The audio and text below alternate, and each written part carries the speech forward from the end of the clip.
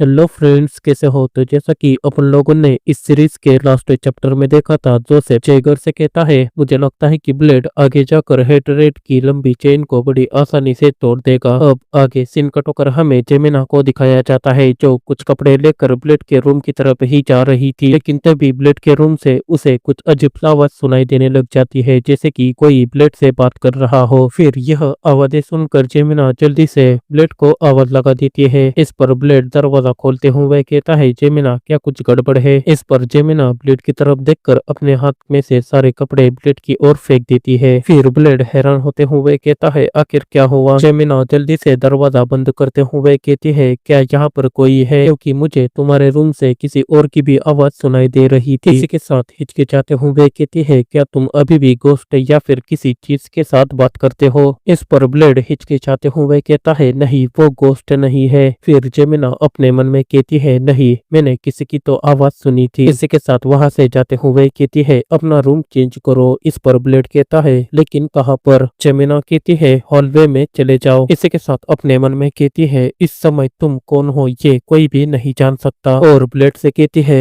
मैं तुम्हारे बगल वाले कमरे में चली जाऊंगी, तो अब तुम और नहीं चुप सकते। यह सुनकर ब्लेड काफी ज्यादा हैरान होते हुए कहता है क्या तुम कह रही हो कि तुम मेरे अकॉम्प्लिश बनने के लिए तैयार हो? तो गाइस मैं आपको बता दूं, अकॉम्प्लिश यानी कि साथीदार या फिर रूममेट या फिर रूम के बगल वाला। इस पर जेमिना कहती है चाहे तुम पिछली गली में हो या फिर चमकते हुए नाइट्स के आर्मर में, तुम हमेशा मेरी काफी ज्यादा फिक्र करते हो। यह सुनकर ब्लेड हैरान होते हुए कहता है क्या? इस पर जेमिना कहती है मुझे लगता है कि अब मुझे चर्च जाना चाहिए। फिर ब्लेड कहता है जेमिना। इस पर जेमिना कहती है क्या? ब्लेड कहता है क्या तुम्हें कुछ चाहिए? मैं तुम्हारे लिए खरीद लूंगा। इस पर जेमिना कहती है क्या मुझे कुछ चाहिए? इसी के साथ थोड़ी देर सोचने के बाद ब्लेड से कहती है बेवकूफ, तुम्हें सबसे पहले अपना ध्यान रखना होगा। और वहां से जाते हुए कहती है कम से कम तुम्हें अपने लिए अच्छे इक्विपमेंट खरीदने होंगे। इस पर ब्लेड जेमिना को जाते हुए देखकर अपने मन में कहता है लेकिन मैं तो तुम्हारे बारे में कह रहा था। तभी गोते वहां पर आकर कहता है कैप्टन। इस पर ब्लेड कहता है क्या हुआ? फिर गोते कहता है सब कुछ रेडी है। इस पर ब्लेड वहां से जाते हुए कहता है तो फिर ठीक है, हमें जल्द से जल्द यहाँ से निकलना होगा। देन सीन कट होकर हमें थोड़ी देर बाद सट्टे के अड्डे को दिखाया जाता है, जहाँ पर ब्लेड पहुंच चुका था और वो भी सट्टा खेल रहा था। फिर वो सट्टे वाला आदमी अपने हाथ में रखी बॉल को फेंकते हुए कहता है सभी लोग जल्दी से अपना अपना नंबर चुनो। तभी सिस्टम ब्लेड से कहता है हमें यहाँ पहले ही आना चाहिए था, क्योंकि रिफ्लेक्सेस और विजन को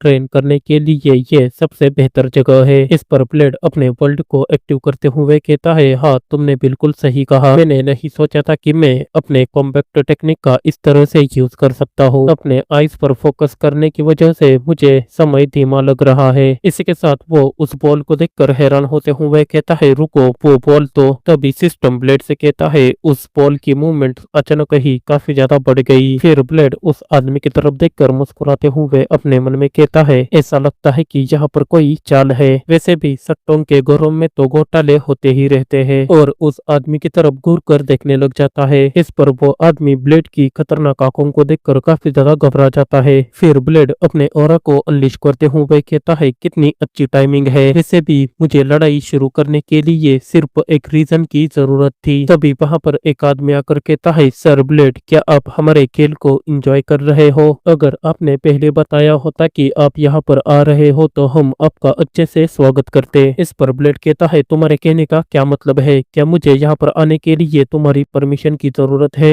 यह सुनकर वो आदमी कहता है नहीं नहीं, मैंने ऐसा कब कहा, बल्कि अब तो मैं आपको ऊपर तक ले जाऊंगा क्योंकि हमारा बॉस आपका इंतजार कर रहा है। ब्लेड कहता है क्या वो आरामदायक कुर्सी पर बैठकर मेरा इंतजार कर रहा है? क्या तुम मुझसे ये उम्मीद कर रहे हो कि मैं तुम्हारे साथ ऊपर जाऊंगा और वहां पर जाकर गिड़गिड़ाऊंगा? है क्या मैं तुम्हें अभी भी किसी पिछली गली के आवारा जैसा दिखता हूँ? इसी के साथ अपने ऑरा को अनलिश करने लग जाता है। यह देखकर वो आदमी काफी ज्यादा घबरा जाता है और हिचकिचाते हुए कहता है आखिर आप क्या करना चाहते हो? तभी उसका बॉडीगार्ड आगे आते हुए कहता है बच्चे भले ही तुम एक नाइट हो, लेकिन अब तुम अपनी हद पार कर रहे हो। और जैसे ही वो बॉडीगार्ड अपनी बात पूरी करता तभी उसके पेट में एक जोरदार किक आकर लग जाती है, जिस वजह से वो बॉडीगार्ड दूर जाकर गिर जाता है। और ये और कोई नहीं बल्कि ओटर होता है जिसने उस बॉडीगार्ड को जोरदार किक मारी थी। फिर गोते उसे लेटर दिखाते हुए कहता है, क्या तमीज से, क्या तुम्हें पता है तुम किससे बात कर रहे हो? सर ब्लेड तो अपने नाइट्स की ड्यूटीज निभा रहे हैं। इस पर बारबरियन लीडर एज अपनी अजीबोगरीब स्वॉर्ड निकालते हुए कहता है, क्या हम इन्हें मार सकते हैं? मुझे लगता है कि ऐसा करना ठीक रहेगा। फिर बारबरियन लीडर को देखकर वो आदमी घबराते हुए कहता है, क्या क्या बारबरियन लीडर, आखिर ये सोरार में क्या कर रहा है? तभी ब्लेड उससे कहता है, जल्दी से तुम्हारे बॉस को नीचे आने को कहो, आज से सट्टे का अड्डा बंद कर दिया जाएगा। यह सुनकर ये आदमी यानी कि मैनेजर हैरान होते हुए कहता है, लेकिन अचानक ऐसा फैसला क्यों? इस पर ब्लेड कहता है, मैं अपनी बात दोबारा नहीं दोहराऊंगा, जल्दी से तुम्हारे बॉस को मेरे पास लेकर आ जाओ। देन सीन कट होकर हमें अगले दिन बेजिड हाउस होल्ड को दिखाया जाता है, जहाँ पर ग्रेगरी ब्लेड से कहता है, तुम हाल ही में काफी ज्यादा हलचल मचा रहे हो। लोग कह रहे हैं कि तुमने पिछली गली के ऑर्गेनाइजेशन को पूरी तरह से खत्म कर दिया है। इस पर ब्लेड कहता है, आपका शुक्रिया सर ग्रेगरी। फिर ग्रेगरी ब्लेड को कुछ देते हुए कहता है, ये जामुन है, कन्नौर हाउस का प्राइड। पोर्टोली ने तुमको एक बार पहले भी ये दिया था, है ना? इस पर ब्लेड कहता है, हाँ, मैंने ये लॉर्ड जोसेफ के साथ शेयर किया था और उन्हें ये काफी ज्यादा पसंद भी आया था। फिर सर ग्रेगरी कहता है, हाँ, ये चीज ही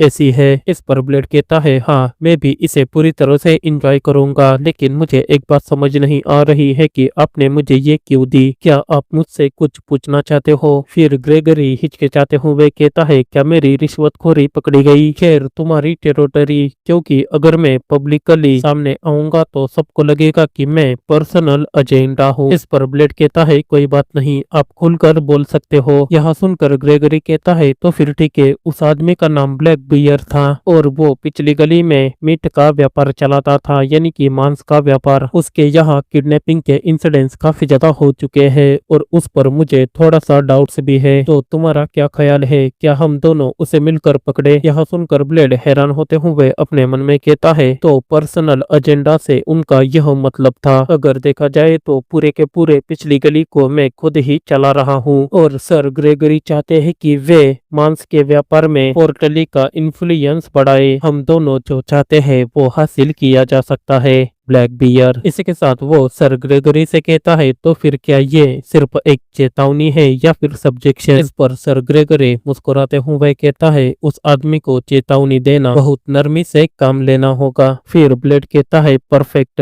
वैसे भी मैं उससे निपटने की प्लानिंग बना रहा था। इस पर सर ग्रेगरी कहता है, तो फिर ठीक है, मैं अपने अंडर के फोर्सेस को कमांड दूंगा, तो हम 2 या 3 दिनों में शुरू करेंगे। इस पर ब्लेड कहता है, ठीक है। ग्रेगरी कहता है, तो फिर ठीक है, अगर तुमको किसी भी चीज की जरूरत हो तो मुझे बताओ। इस पर ब्लेड कहता है, तो क्या मुझे विस्की की एक बोतल मिल सकती है, क्योंकि मुझे भी किसी को रिश्वत देनी है। देन सीन कट होकर हमें रात का दिखाया जाता है। यहाँ पर ब्लेड ब्लैकस्मिथ के घर के पास पहुंचकर कहता है, क्या अंदर कोई है? ओल्डमैन, क्या आप अंदर हो? अरे, दरवाजा तो पहले से ही खुला हुआ है। फिर ब्लेड दरवाजा खोलकर अंदर आ जाता है और सामने की ओर देखने लग जाता है। फिर वो धीरे धीरे आगे बढ़ते हुए ब्लैकस्मिथ के रूम के पास पहुंच जाता है, जहां पर वो किसी चीज को देखकर काफी ज्यादा हैरान हो जाता है। इसी के साथ हमें उसके सामने ब्लैकस्मिथ को दिखाया जाता है जो मर चुका है। फिर ब्लेड उसके करीब जाते हुए कहता है, मैंने वही अच्छी शराब लाई है और बेहतर क्वालिटी का मांस जो